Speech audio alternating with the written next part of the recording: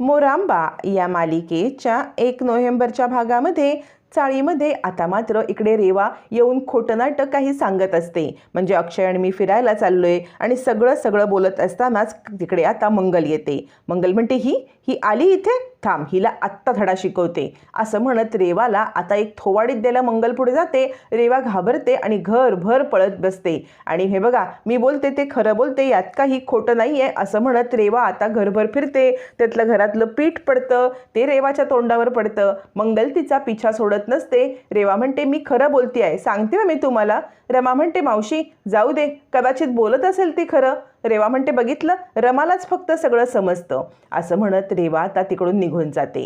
रेवा निघून गेल्यावर ती रमा म्हणते मावशी आपण चिडचिड करून काय करणार आहोत, जर खरंच त्यांचं बाहेर जायचं ठरलं असेल तर आपण नाही काही बोलायचं असं म्हणत रमा आता मावशीला शांत करत असते.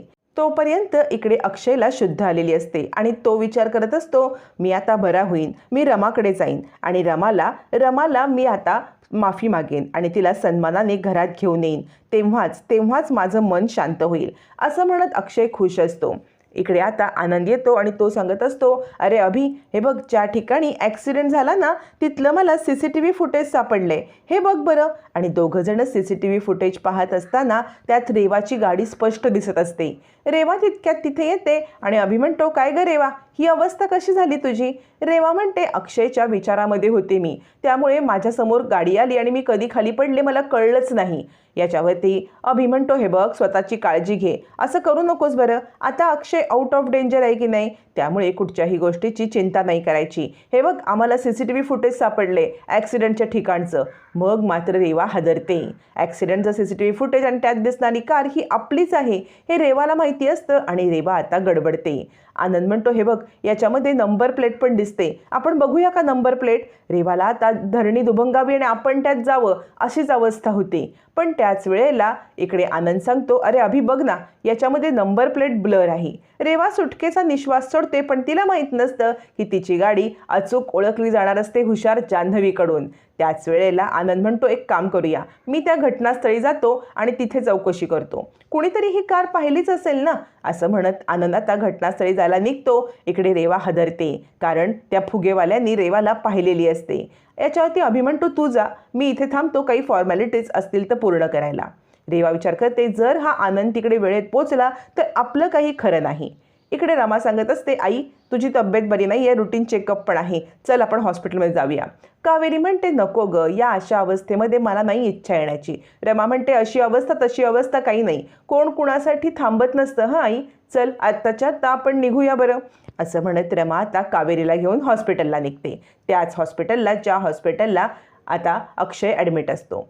तोपर्यंत रेवा त्या फुगेवाल्याकडे भेटायला येते. फुगेवाल्याला रेवानेच अक्षयला धक्का दिला हे सगळं आठवतं. मग फुगेवाला म्हणतो मॅडम तुम्ही इथे.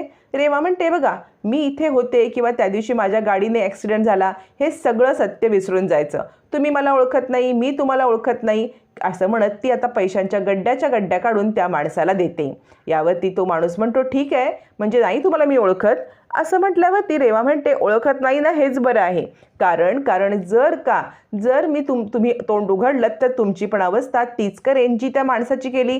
कसं त्याला कार निवडवलं माहिती आहे ना असं म्हणत ती जवळजवळ आता धमकीच द्यायला लागते. मग तोपर्यंत तो माणूस म्हणतो नाही मॅडम मला धमकी देऊ नका, मी काही बोलणार नाही, पोरं बाळ आहेत माझी लहान असं म्हणत तो पैसे घेतो आणि आता रेवाच्या धमकीला घाबरून गप्प बसतो. रेवा जाते तोपर्यंत तिकडे आनंद येतो. तो पाहतो CCTV फुटेजमधून कोणता कॅमेराने हे सगळं कॅप्चर झालं आहे, ते सगळं अचूक टिपतो आणि मग आता हे सगळं कुणी पाहिलं असेल असा विचार करत तिथल्या फेरीवाल्यांना, तिथे काही छोट्या मोठ्या गोष्टी विकणाऱ्या विक्रेत्यांना सगळ्यांना ते फुटेज दाखवतो आणि दादा हा ॲक्सिडेंट झाला होता, यातल्या कारचा नंबर किंवा त्या व्यक्तीला तुम्ही पाहिलं आहेत का असं विचारत असतो. असं विचारत तो फुगेवाल्याकडे येतो. फुगेवाल्याला म्हणतो दादा हा ॲक्सिडेंट घडताना तुम्ही इथे होतात का आणि त्या व्यक्तीला किंवा त्या कारचा नंबर पाहिलात का. फुगेवाला ऑलरेडी घाबरलेला असतो. तो म्हणतो नाही हो दादा, म्हणजे मी ॲक्सिडेंट होताना पाहिलं पण गाडी पण पाहिली ही बरोबर आहे, पण नंबर किंवा ती व्यक्ती नाही मला दिसली.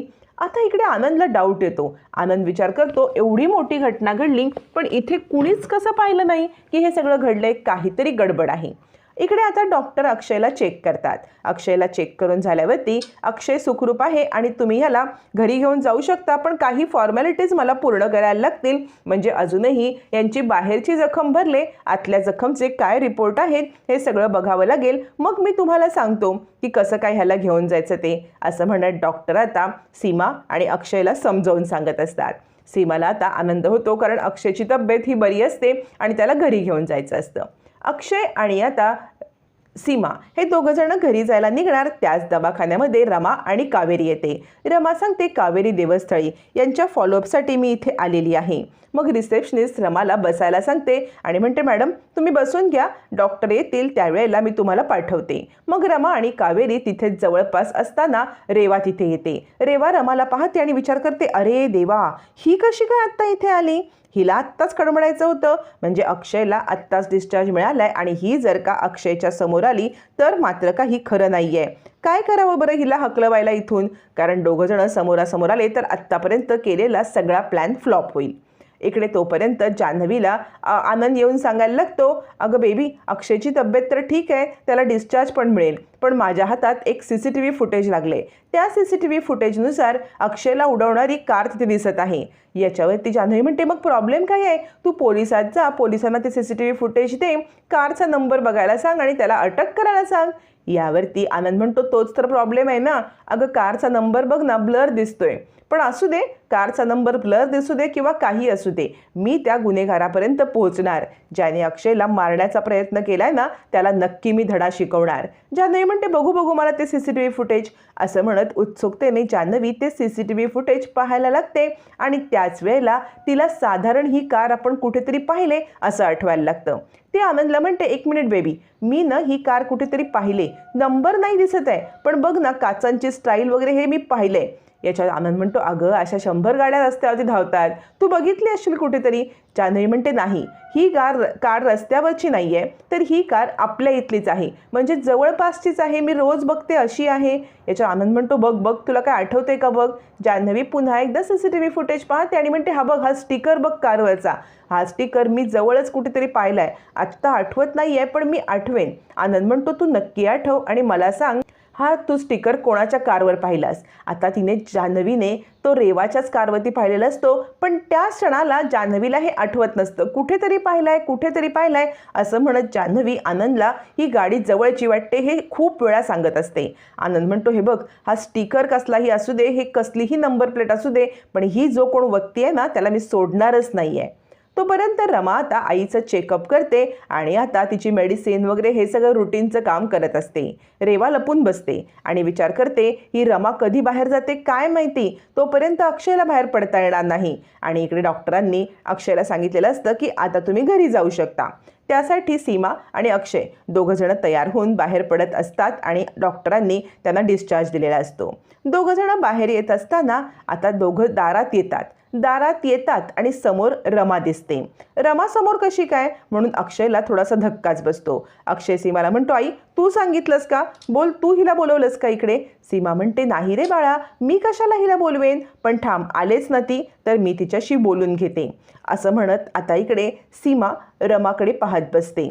त्यावेळेला अक्षय तिला थांबवतो आणि म्हणतो, आई खबरदार, जर तू तिला हाक मारलंस तर, चल आत ये. असं म्हणत तो सीमाला आता आतमध्ये पुन्हा घेऊन येतो. सीमा म्हणते, आई करे मी काय बोलते ते, पण अक्षय ऐकायला तयार नसतो. तो सीमाला, तू शांत बस, आत्ता मला बोलायचं नाही आहे असं म्हणत तो आत घेऊन येतो आणि म्हणतो, हे बघ, ज्या वेळेला मी बरा होईन ना, त्यावेळेला मी स्वतः जाऊन रमाची माफी मागेन आणि तिला घेऊन येईन, पण आत्ता नाही.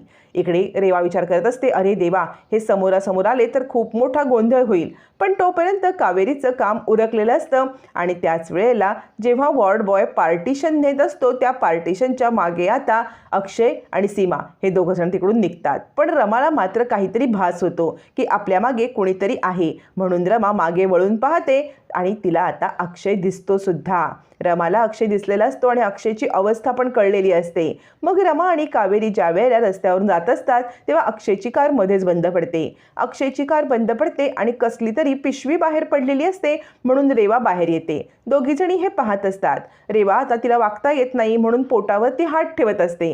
कावेरी म्हणते, काय गं रमे, हे काय, मला तर ही प्रेग्नंट वाटते. रमा म्हणते, आई तू काही काय बडबडतेस, ती कशी प्रेग्नंट असेल, पण कावेरीला डाऊट येतो. तोपर्यंत कारमधून अक्षय म्हणत असतो, हे असं किती वेळ चालणार आहे, चल. आता अक्षय आणि रेवा एकाच कारमध्ये बघून रमाला धक्का बसतो. रमा विचार करते, काय आहे हे समोरचं दृश्य, म्हणजे आपण पाहतोय ते खरं आहे की आपण स्वप्न बघतोय. रमा पुन्हा एकदा गैरसमज करून घेते. घरी आल्यावरती रमा म्हणते, तुम्ही सगळ्यांनी मला फसवलं, तुम्ही सगळ्यांनी का नाही मला सांगितलं हे सगळं घडलंय म्हणून. तुम्ही लहानपणापासून मला ओळखताना तरीसुद्धा तुम्ही मला फसवलं. अक्षय इकडे रमाच्या टिकल्या घेऊन विचार करत असतो, रमा आता लवकर ये, तुझ्याचप्रमाणे तुझ्या टिकल्यांची पण इतकी सवय झाली ना आरशावर पाहायची, तू लवकरात लवकर ये आणि पुन्हा तुझ्या टिकल्या या आरशावरती लाव.